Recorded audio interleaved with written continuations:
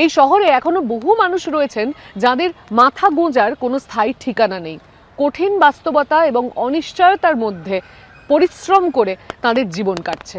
তবে এই বাস্তবতার মধ্যেও কিছু মানুষ পরিবর্তনের আলো দেখানোর চেষ্টা করছেন। আমরা দেখা পেয়েছি এমন কিছু উদ্যোগের যা বস্তির ভেতরে থেকেও সম্ভাবনার পথ খুঁজছে, পরিবর্তনের আলো দেখানোর চেষ্টা করছে। দেখব এই শহরে যৌনপল্লীতে আটকে পড়া নারীরা কিভাবে পাচারকারীদের শেকল ভেঙে খুঁজে নিচ্ছে আয় এবং স্বাধীনতার পথ।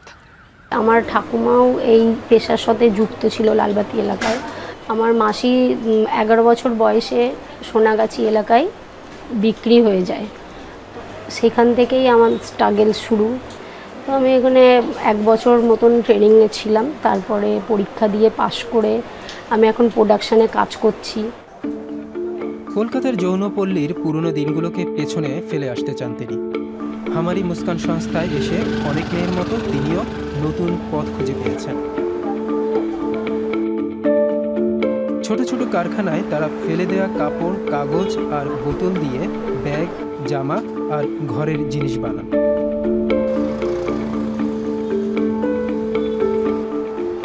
ফেলে দেওয়া এসব পণ্য তাদের জন্য সম্পদ, নতুন কিছু করার ভিত্তি।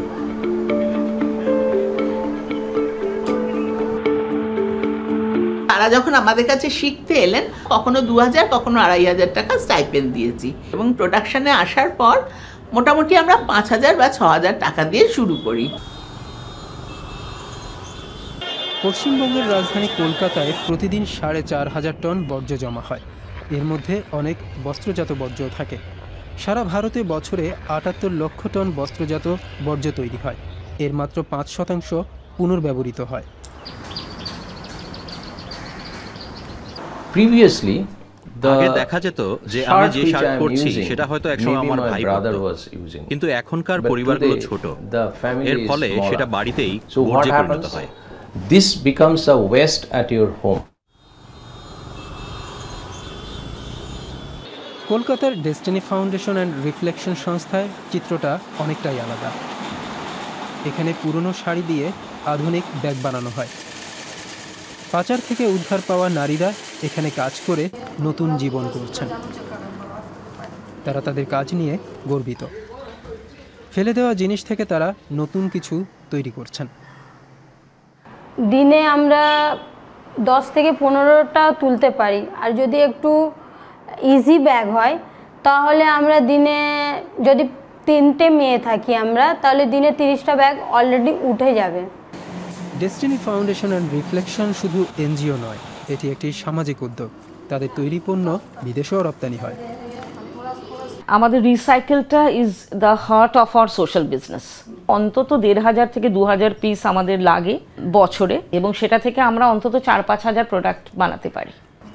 আমরা অনেক এথিক্যাল ডিস্ট্রিবিউটরের সঙ্গে আমাদের কানেকশন আছে, যারা এই প্রোডাক্টগুলো কেনে, যেটা আমাদের ইউরোপে আছে, ইউএসএতে আছে, কানাডাতে আছে। কলকাতার এই জিরো ওয়েস্ট শপ পরিবেশ বান্ধব জীবনযাপনে উৎসাহ দেয়। বস্তিতে বসবাসকারী নারীরা স্থানীয় পুনর্চক্রায়ণ উদ্যোগগুলোর মাধ্যমে সংগৃহীত কাপড় পুনরায় বিক্রির উপযোগী করে তুলছেন। বিক্রি হওয়া টাকা তারা সরাসরি পেয়ে থাকেন, যা তাদের স্থায়ী আয়ের পথ করে দিয়েছে। সচেতন ক্রেতারা চাইলে এখান থেকে সাশ্রয়ী দামে পরিবেশ বান্ধব পোশাক কিনতে পারেন। তো বেসিক্যালি আমরা এখানে অনেক সময় আসি থ্রিফটিং করার জন্য। এটা বেসিক্যালি ভালো, কারণ অফকোর্স আমরা কলেজ স্টুডেন্ট, আর সবসময় আমাদের কাছে অত টাকা থাকে না যে আমরা এক্সপেন্সিভ ক্লথ অ্যাফোর্ড করতে পারবো সবসময়। কলকাতার সবচেয়ে বড় ভাগার ধাপায় প্রতিদিন 5000 টন আবর্জনা জমা হয়। যদিও এটি গড়ে উঠেছিল মাত্র 2500 টন বর্জ্যের জন্য। এর কাছাকাছি শিশুসহ কয়েকটি পরিবার বসবাস করে। তনুজ ভোকেশনাল ট্রেনিং সোসাইটি শিশুদের নিয়ে কাজ করে। মায়েরা ফেলে দেয়া কাপড় দিয়ে শিশুদের জন্য পোশাক বানান। কিভাবে বর্জ্য কমানো যায় বড়দের থেকে তা শিখছে শিশুরা।